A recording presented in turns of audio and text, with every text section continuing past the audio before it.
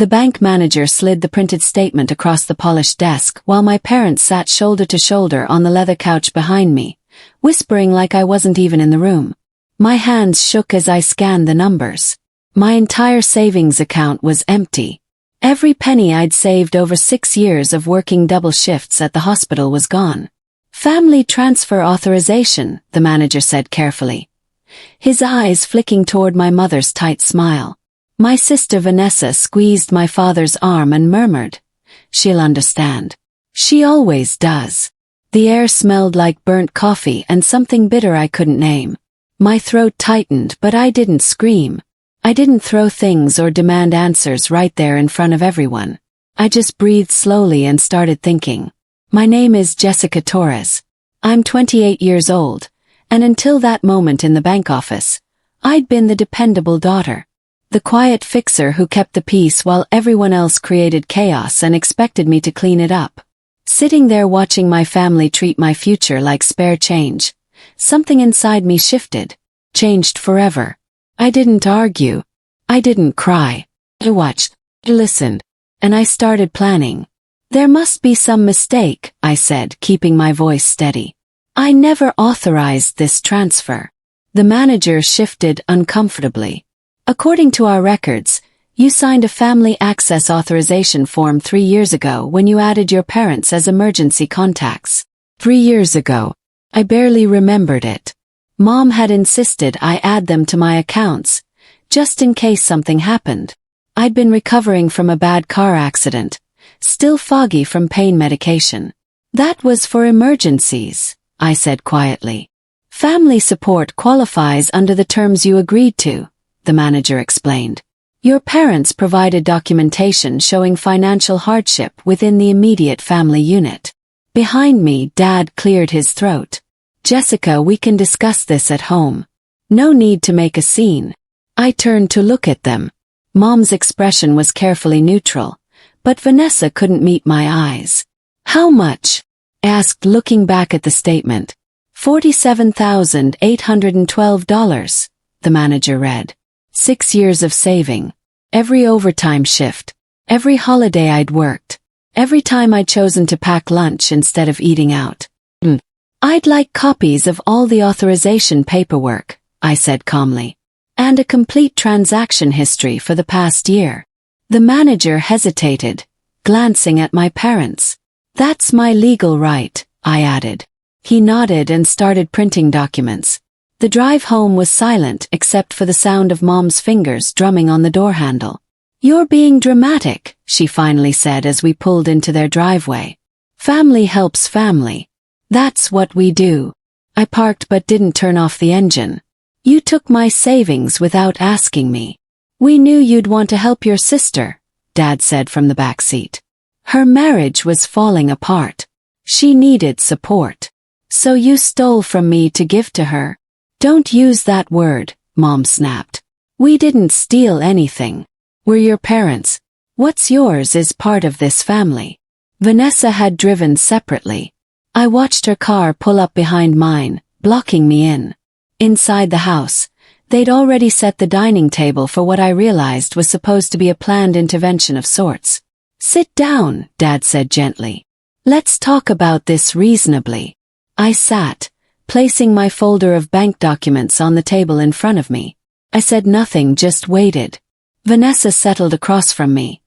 Her eyes red like she'd been crying. I'm sorry, she whispered. I didn't know they were going to take all of it. I thought maybe a few thousand. How much did you need? I asked. She didn't answer. That night I couldn't sleep. I kept thinking about all the times Vanessa had gotten into trouble and everyone had rushed to fix it. When she was 16, she crashed Dad's car while joyriding with friends. I'd been saving for college, but that money went to repairs and increased insurance. When she was 20, she dropped out of nursing school halfway through her final year. The tuition was already paid and non-refundable. Mom cried for weeks about the wasted money, but nobody talked about how I'd taken extra shifts to help pay for it. When she got married 2 years ago, her wedding cost more than $40,000. I'd contributed $5,000 from my savings because family supports family. And now this. I pulled out my laptop and started going through the documents the bank manager had printed. The main transfer had happened 2 weeks ago, but there were smaller withdrawals before that. $500 in March. $1,000 in April. $2,000 in June. Someone had been testing the waters, seeing if I'd notice. I grabbed a notebook and started making a timeline. This wasn't impulsive. This was planned. The next morning I called in sick to work for the first time in 2 years. Instead, I spent 4 hours at the bank requesting every transaction record they could provide. The young woman who helped me was more forthcoming than the manager had been. Your parents made 3 smaller withdrawals before the large transfer, she explained, pulling up the records. Each time, they provided documentation claiming emergency medical expenses or urgent home repairs. Did they need my permission for those? With the authorization you signed, they only needed to show cause. The amounts were under the threshold that would trigger additional review. I studied the dates. March, April, June. Then the big transfer in August. What about after the main transfer? Yes. Did the money stay in their account? She checked her screen, then hesitated. I shouldn't really. It's my money, I said firmly. I have a right to know where it went. She glanced around, then leaned closer. The funds were transferred to a different account the same day. I can't access those records without additional authorization, but the receiving account appears to be registered to your sister. My stomach dropped. They hadn't even kept it. They'd funneled it directly to Vanessa. Can you print all of this for me? Of course. I left the bank with a folder full of evidence and a growing sense that I'd been blind to something much bigger than one theft. That afternoon, I met with a financial advisor my coworker had recommended. Sandra Reeves was in her 50s with sharp eyes and a no-nonsense demeanor. She reviewed my documents carefully while I sat across from her trying not to cry. This is financial abuse, she said flatly. What they did may have been technically legal under the authorization you signed, but the pattern suggests systematic manipulation. Can I get my money back? That depends. Where is it now? My sister's account, according to the bank. Sandra made notes. We'll need to establish the transfer trail completely. If the funds were used for fraudulent purposes or if the original authorization was obtained under duress, you have options. What kind of options? Legal recourse. Formal mediation. Possibly civil litigation if it comes to that. She looked up. But first, I need you to gather more information.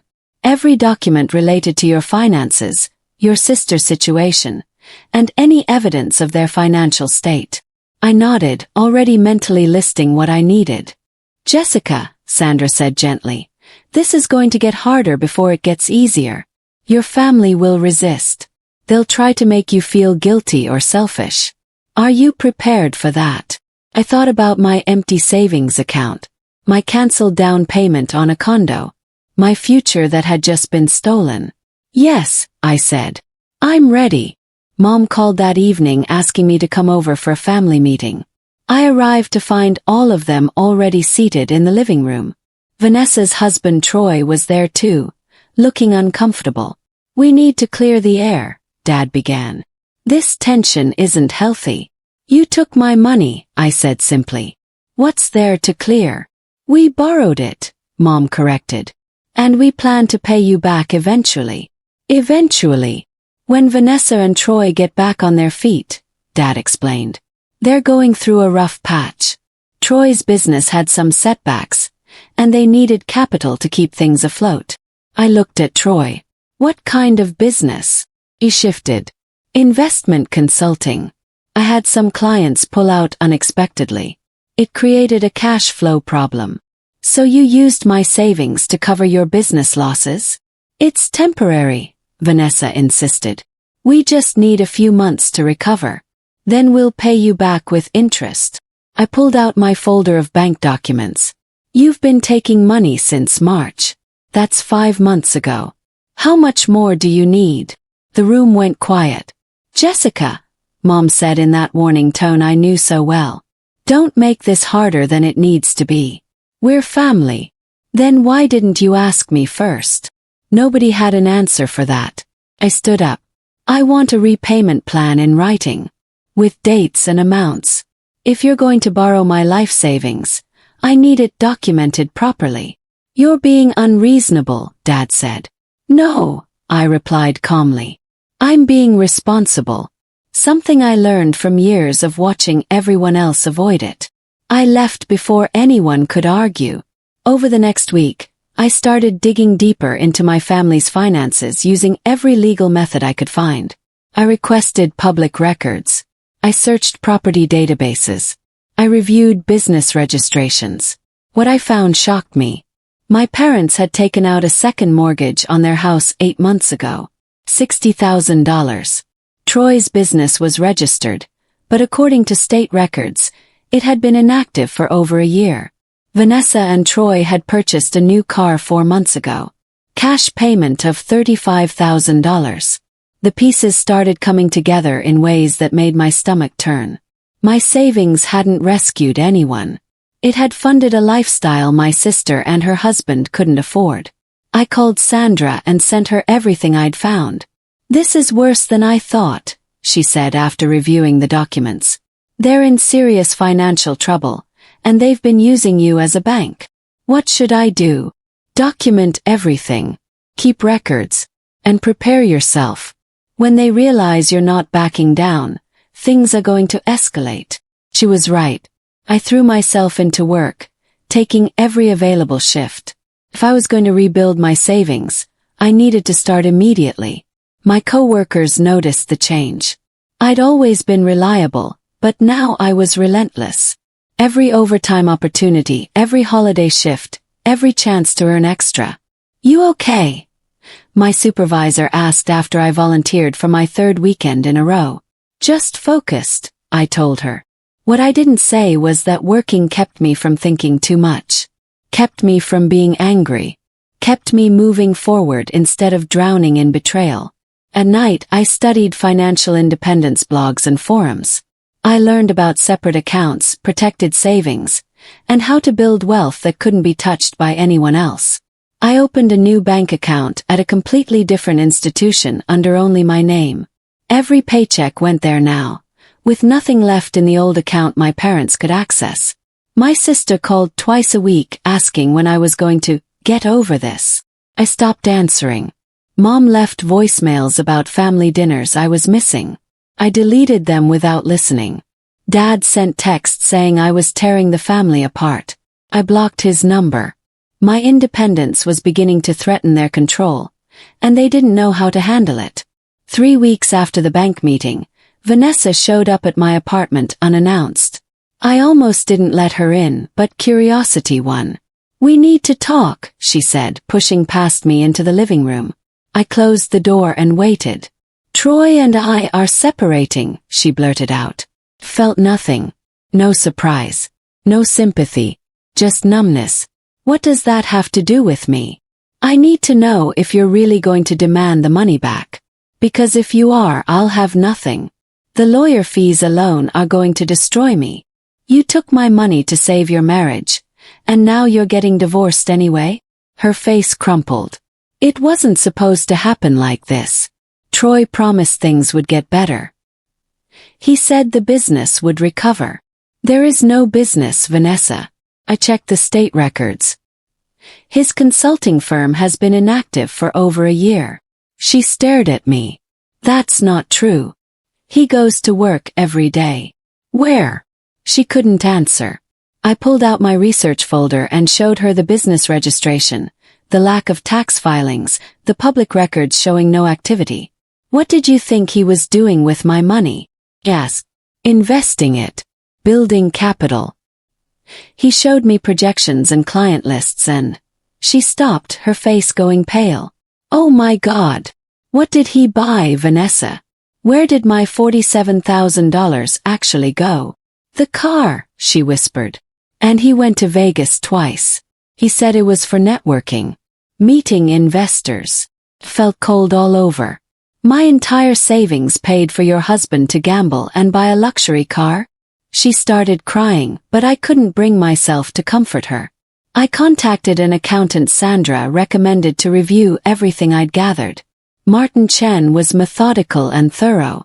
He spent 2 hours going through my documents, asking questions and taking notes.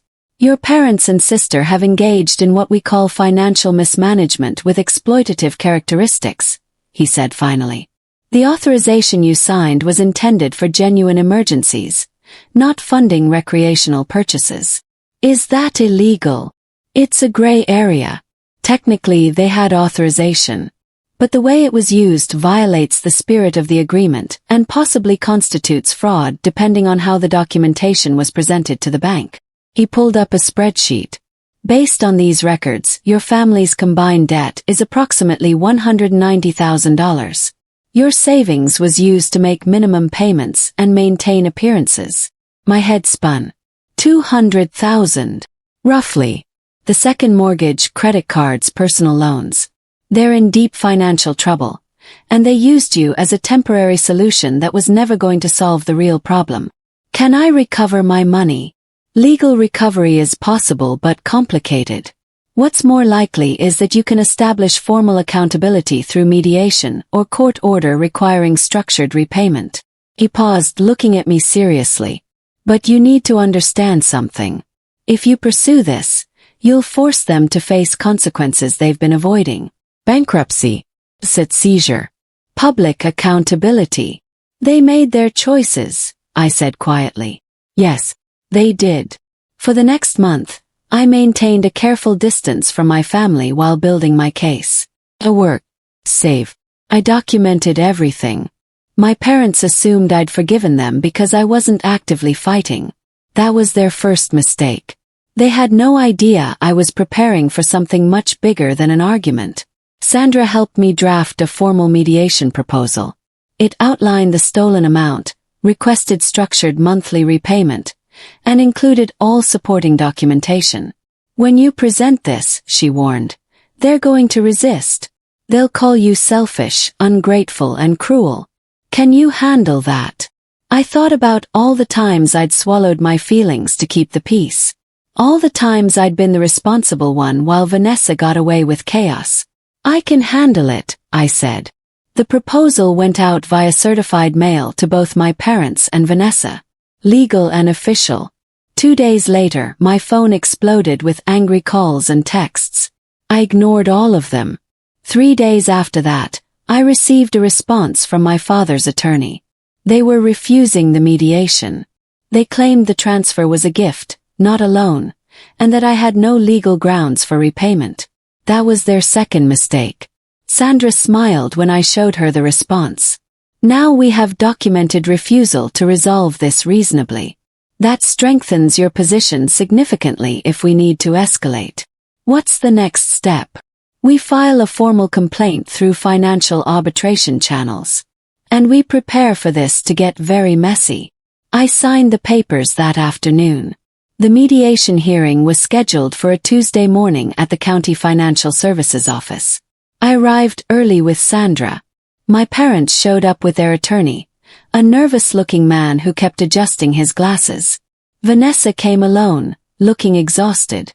The mediator was a stern woman named Mrs. Patterson who reviewed all the submitted documentation before beginning. This is a voluntary mediation process, she explained. The goal is to reach a mutually acceptable resolution without court intervention. My father's attorney jumped in immediately. Our position is that this was a family gift, freely given through proper authorization. There's no legal obligation for repayment. Sandra slid a document across the table. The bank records show this was classified as a transfer, not a gift. Additionally, the authorization form specifically states it's for emergency purposes, not discretionary family gifts. The emergency was my daughter's marriage, Mom said sharply. That qualifies. A marriage isn't a medical emergency or natural disaster, Sandra countered. And the funds were used for luxury purchases, not crisis intervention. Mrs. Patterson held up her hand. Let's focus on facts. Jessica, can you outline what you're requesting? I took a deep breath. I want my $47,000 returned through a structured payment plan.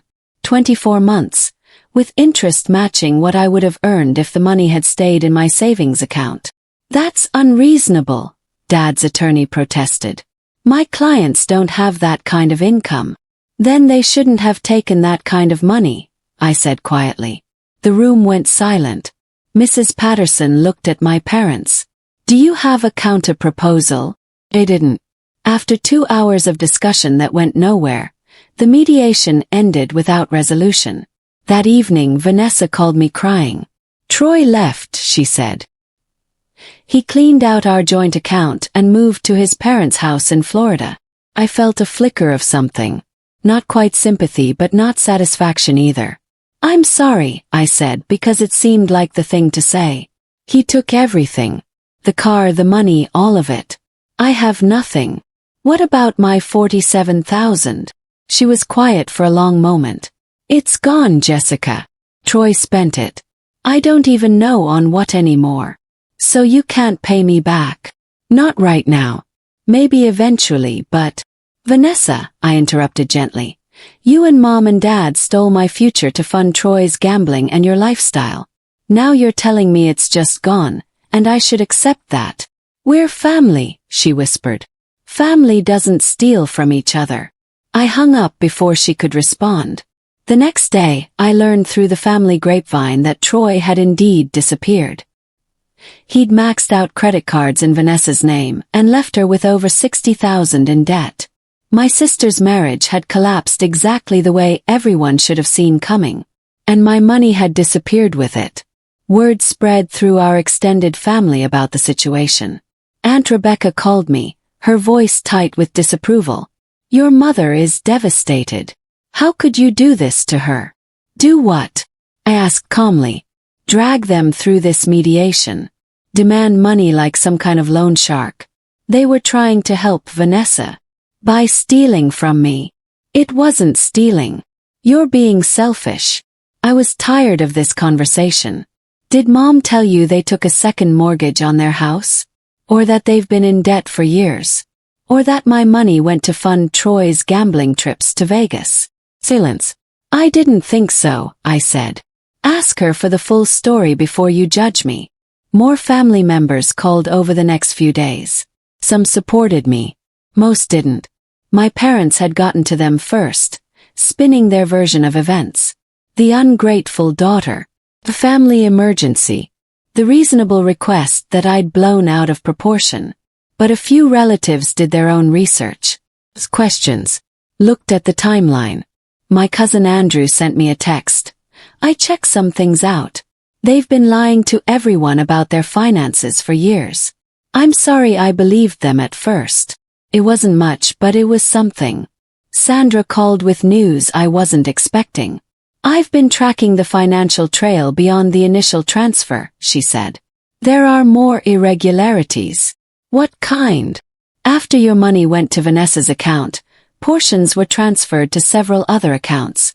One appears to be a payment to a casino. Another to a cryptocurrency exchange. There's also a transfer to an offshore account that I can't trace without additional legal authority. My blood went cold. Offshore. It suggests Troy was moving money internationally, possibly to hide assets from creditors or in preparation for leaving the country. He's in Florida. For now. But if he planned this far in advance, Florida might just be a stopover. The scope of the deception was so much larger than I'd imagined. What does this mean for recovering my money? Yes. It means the situation is more complex legally, but it also means there's potential for criminal charges if Troy engaged in fraud or money laundering. That could help you recover funds through restitution orders. Do I want to go that route? Sandra was quiet for a moment. That's up to you. But understand this. Your family enabled Troy, whether they knew the full extent or not. Pursuing him might expose them too. I thought about Mom and Dad, sitting in that mediation refusing to take responsibility. They made their choice, I said. I'll make mine. I started therapy that month. Not because I was falling apart, but because I needed to understand why I'd let this happen. Why I'd been the dependable daughter for so long that my own family thought they could rob me without consequences. Dr. Nina Williams listened to my story over 3 sessions before saying what I needed to hear. You were conditioned from childhood to be the caretaker, the one who sacrificed so others could thrive. That's not love, Jessica. That's exploitation disguised as family duty. But they're my parents, I said. My sister. And they chose to betray your trust in the most fundamental way possible. They took your financial security without permission and refused to take responsibility when caught. She leaned forward. You're not being selfish by wanting your money back. You're being rational. The fact that they've made you feel guilty about it is further evidence of the manipulation.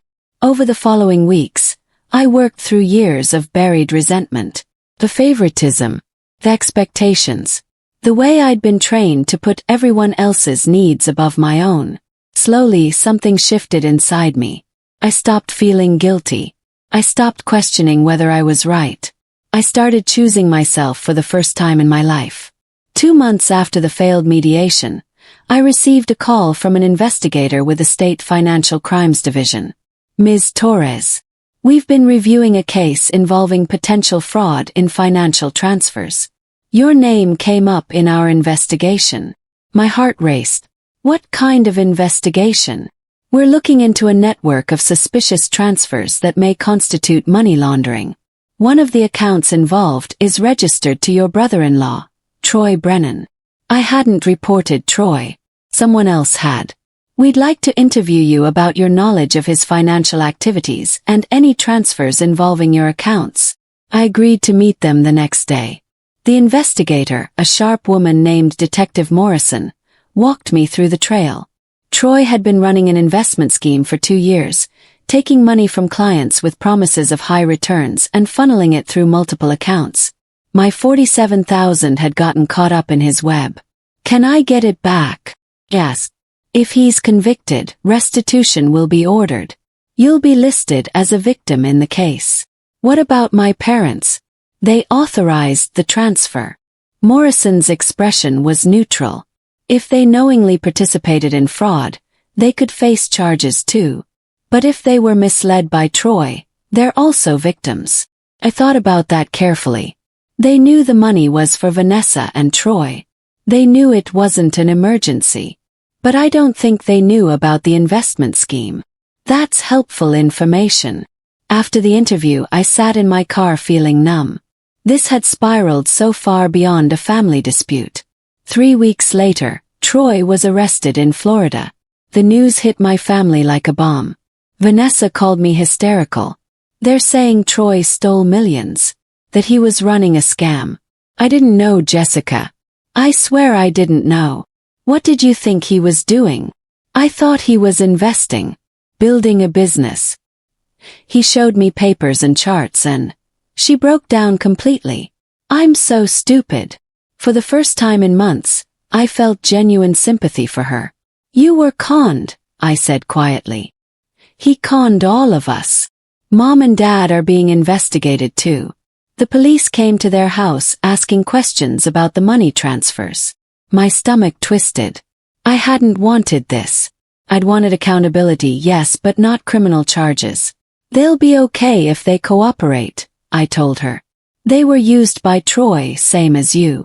But even as I said it, I knew things would never be the same. The investigator had made it clear.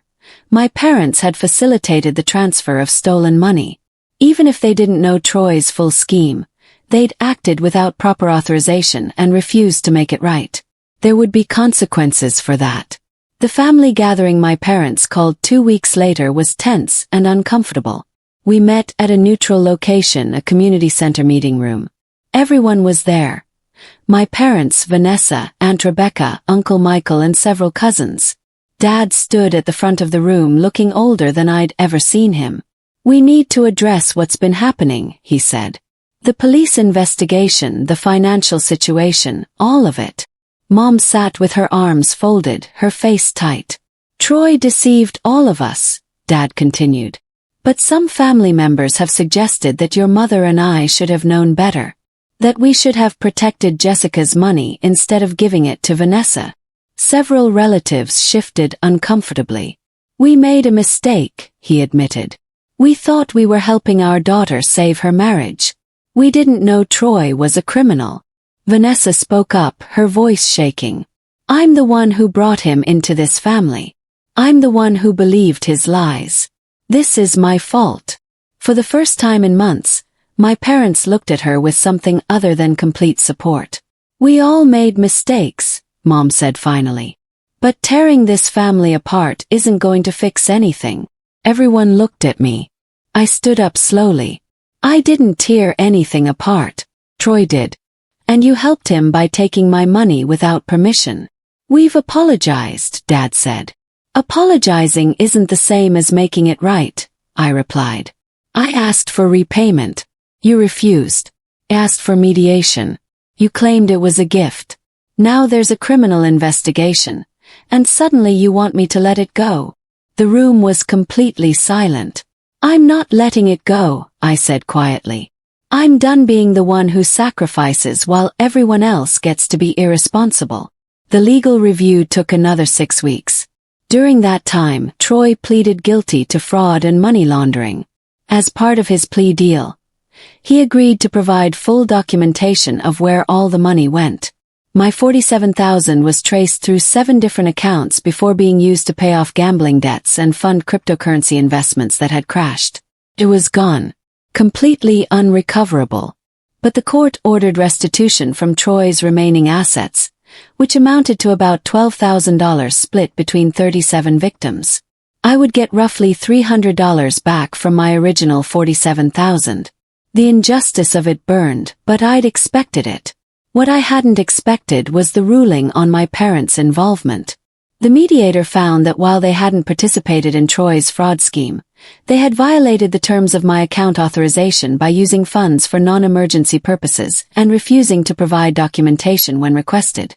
They were ordered to repay the full amount through a structured plan, $1,000 per month for 47 months, plus the interest I would have earned. My father's face went gray when he heard the ruling. We can't afford that. Then you'll need to sell assets or restructure your finances, the mediator said. This is a legally binding order. Mom looked at me with something I'd never seen before. Genuine fear. They were going to lose their house, their retirement, everything they tried to protect by sacrificing me. Extended family reacted to the news in different ways. Some blamed me for being heartless. Others quietly admitted I'd been right all along. Aunt Rebecca sent a formal apology letter. I should have listened to your side before judging. I'm sorry. My cousin Andrew offered to help my parents create a repayment budget. They messed up, but they're still family. Vanessa filed for bankruptcy after Troy's assets were liquidated. She moved into a small apartment and started working 2 jobs to cover her basic expenses. She called me once after the ruling. I know you'll never forgive me. I might, I said honestly. Eventually. But not now. That's fair. She was quiet for a moment. For what it's worth, I'm sorry. I'm sorry I always took from you. I'm sorry I never appreciated what you gave. I'm sorry I brought Troy into our lives. I appreciate that, I said. But sorry doesn't rebuild my savings. I know. We haven't spoken since. My parents attempted to negotiate the repayment terms 3 times. Each time, the mediator upheld the original ruling. They sold their second car. They downsized their lifestyle. They stopped taking vacations. Slowly, grudgingly, they began making payments. The criminal case against Troy concluded with a 15-year sentence. At the sentencing hearing, I sat in the back row watching my former brother-in-law in an orange jumpsuit expressing remorse to the judge. I took advantage of people who trusted me, he said, including my own family. I have no excuse. The judge was unmoved. You systematically defrauded 37 people out of their savings. You destroyed families and futures. This court takes that very seriously. Vanessa wasn't at the hearing. She'd told me she couldn't bear to see him. After the sentencing, Detective Morrison found me in the hallway. The restitution fund has been finalized. You'll receive approximately $320. Out of $47,000, I said. I know. I'm sorry. It's not your fault. Meant it. She handed me a card. If you ever need anything, call me. What you did, standing up to your family, that took real courage. I took the card and thanked her. Walking out of the courthouse, I felt lighter than I had in months. Not because I'd gotten justice. Not really. But because I'd stopped letting other people define my worth. 6 months after the ruling, I bought my first home. It was small, a 2-bedroom condo on the edge of the city. But it was mine, purchased entirely with money I'd saved in my protected account. My parents tried to visit for a housewarming. I declined politely but firmly. Maybe someday, I told them over the phone. But not yet. I need space to build a life that's actually mine. Mom cried. Dad tried to argue. I hung up gently and didn't call back. Vanessa sent a card with a $50 bill inside. I know it's not much, but I wanted to contribute something to your new place. I kept the card and donated the money to a financial literacy nonprofit. My coworkers threw me a small celebration at the hospital. They'd watched me work myself to exhaustion for months and were genuinely happy to see me succeeding. You deserve this, my supervisor said. You've always been the one taking care of everyone else. It's time you took care of yourself. She was right.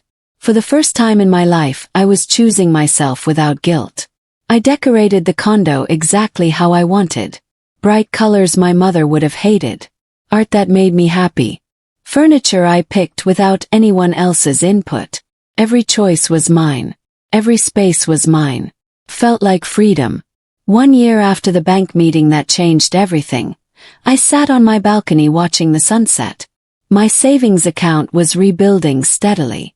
My parents were making their court-ordered payments, though our relationship remained distant and formal. Vanessa was managing her bankruptcy and working toward a fresh start. We exchanged brief texts on holidays but nothing more. The extended family had mostly moved on to other dramas. I'd learned to be okay with being misunderstood. Some people still thought I was heartless for pursuing repayment. Others understood that I'd simply demanded the respect I deserved. Either way, it didn't matter anymore. What mattered was the life I was building, the career I was advancing, the future I was creating that nobody could take from me. I thought about the girl who'd sat in that bank office trembling with shock and betrayal. She'd believed that being dependable meant being available for exploitation. Now I knew better. Real family doesn't steal your future. Real love doesn't demand you sacrifice yourself. And self-respect isn't selfish. It's essential. My phone buzzed with a text from my financial advisor. Your investment portfolio just hit your first milestone. Congratulations. I smiled and set the phone down. The money mattered, yes. But what mattered more was the lesson I'd learned. I didn't need revenge against the people who'd betrayed me.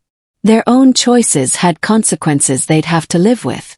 I just needed to move forward, protect myself, and build something they could never touch. And I had. The quiet victory wasn't in getting even. It was in getting free. In choosing myself. In refusing to be small to make others comfortable. In understanding that sometimes the strongest thing you can do is walk away from people who don't value you and build a life that does. I took a deep breath of cool evening air and felt genuinely at peace for the first time in years. This was my beginning. And nobody could take it from me ever again.